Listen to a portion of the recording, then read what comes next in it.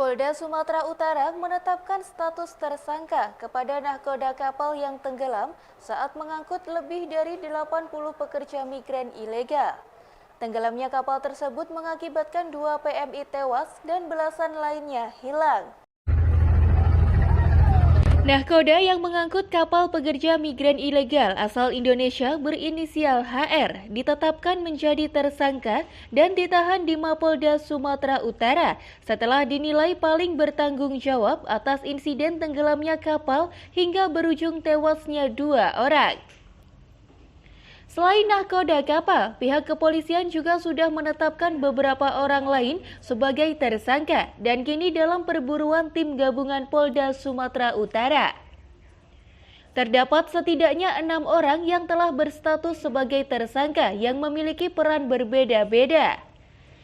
Dari 6 tersangka yang sudah ditetapkan dan tengah dikejar pihak kepolisian diantaranya yakni pemilik kapal, agen penyalur para pekerja yang mengumpulkan para pekerja dari berbagai daerah di Indonesia untuk kemudian dikumpulkan di Sumatera Utara sebelum akhirnya mengirim para pekerja ke Malaysia. Dari hasil pemeriksaan petugas, nahkoda kapal mengaku sudah 2 kali membawa pekerja migran ilegal asal Indonesia ke Malaysia dengan upah lebih dari 5 juta rupiah. Malaysia tanpa resmi, nggak boleh. Berapa duit dapat? 6 juta. Udah berapa kali Pak kesana Pak berangkat Pak? Sedangkan para pekerja yang dibawa diketahui memberikan sejumlah uang dengan kisaran yang berbeda kepada agen penyalur sebagai syarat dikirimkan ke Malaysia. Salah seorang PMI yang berhasil selamat mengaku mesin kapal yang membawa puluhan PMI beberapa kali rusak dan adanya kebocoran.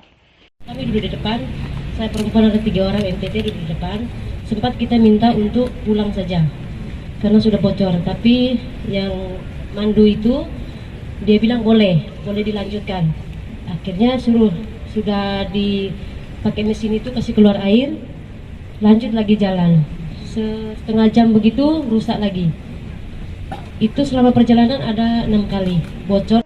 Wadir Krimum Poldasu AKBP Alamsyah Hasibun menghimbau kepada calon pekerja migran ilegal asal Indonesia yang berencana mengadu nasib ke Malaysia agar tidak tergiur dengan janji manis agen penyalur, mengingat kapal yang digunakan sangat tidak layak untuk mengangkut penumpang dengan perjalanan lintas negara dengan resiko yang sangat tinggi. Di perairan Malaysia, di tengah laut, sudah masuk ke perairan Malaysia, mereka balik karena kesiangan. Ya, takut tertangkap. Nah, jadi mereka balik, pada saat baliknya lah terjadi kejadian yang sama-sama kita tidak inginkan. Kapal bocor, tenggelam, karam. Pak, tadi 2 orang korban yang tadi disebutkan ya, 1 warga NTT, 1 warga Sulawesi Selatan.